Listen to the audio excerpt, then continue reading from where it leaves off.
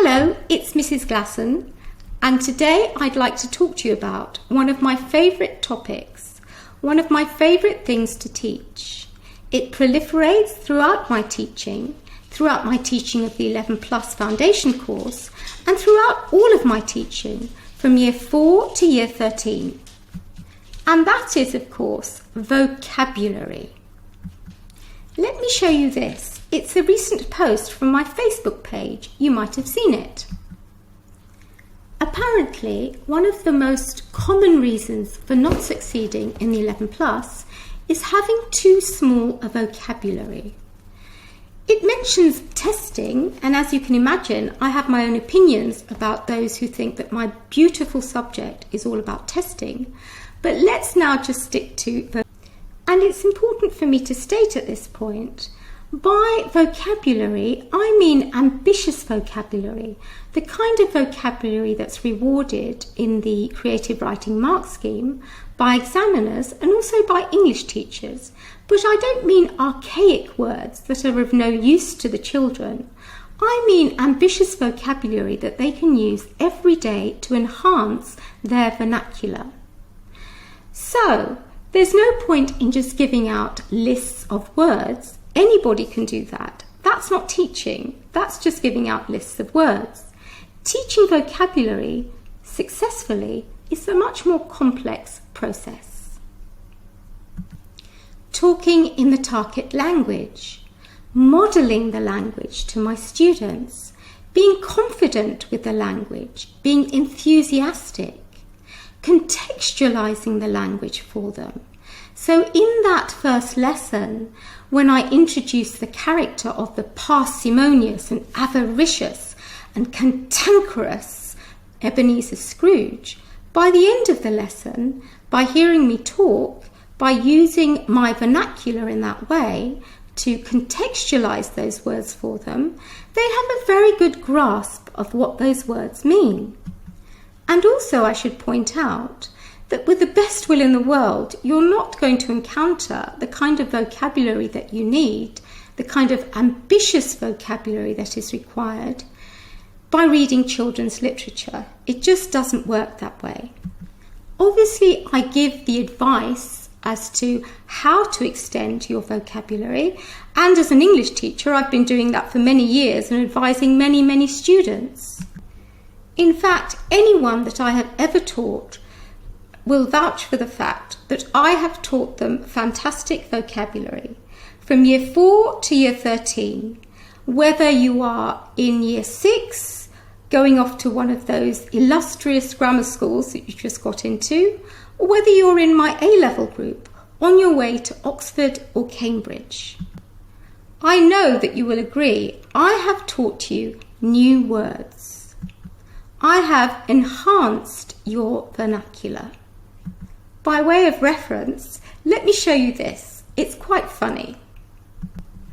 This is the whiteboard in my old classroom, and this was for a while a daily activity, a daily form time activity for my Year 9-4, which they decided to start doing of their own accord. They'd sit there with dictionaries, and you can see what they were trying to do. They were trying to find words that Mrs. Glasson didn't know. And I think they were definitely scraping the barrel with this one. They had to revert to the Urban Slang Dictionary, and I believe that kufa means to kick, somebody that likes kicking pigeons. So, not really ambitious vocabulary, but it gives you the idea. I'm well known for teaching vocabulary. Children enjoy learning new words from me.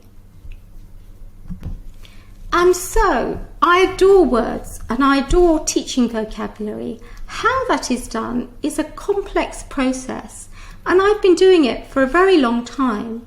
And also my EFL training does help out with that, I think. That I lived for 3 years in a different country, teaching English as a foreign language, does give me the idea, I think, about simplifying and contextualizing and talking always in the target language. And one of the things that I know I do is that I simplify. I give the definition that the child can understand in the context in which it was found. And I know that they can look up these words and they will find hundreds and hundreds of different definitions. But again, that's not teaching them. That's actually usually confusing them. The whole point is that I teach this vocabulary in a way so that they can actually understand it and use it. Because once they can start using it, they will hone all the different nuances. They will perfect their understanding of it as they encounter these words in real life. But what I have done, hopefully, is I have given them a little hook upon which to put that understanding.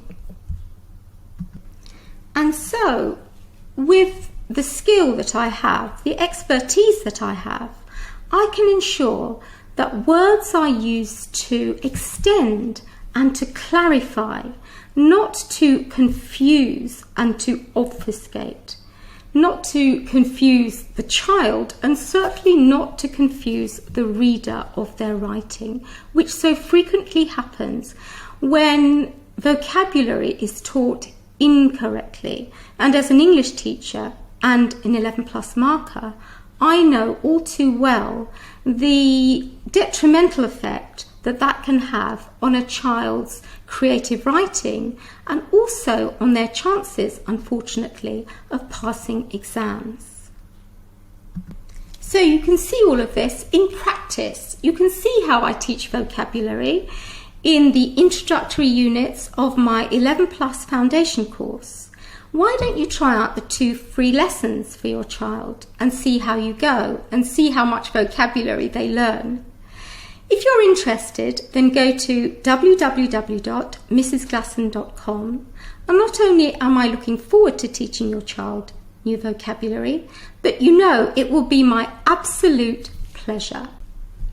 I'm going to leave you now with a quotation that elucidates, if it needed elucidating, how important vocabulary is. Vocabulary is part of my wonderful subject, which holds the key to success at school, but also to success in life. And as I always say, it's not just about learning things, it is about life. Enjoy.